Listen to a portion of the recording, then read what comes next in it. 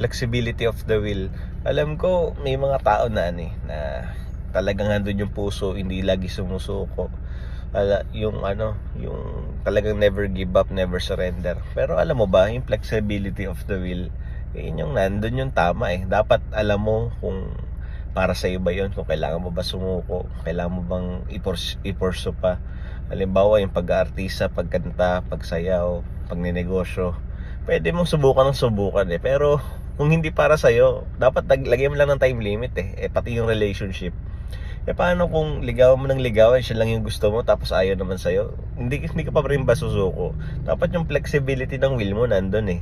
Kung ano yung dapat lalagyan mo ng limit kung hanggang saan yung gusto mo. Tapos huwag ka matakot sumubok ng bago.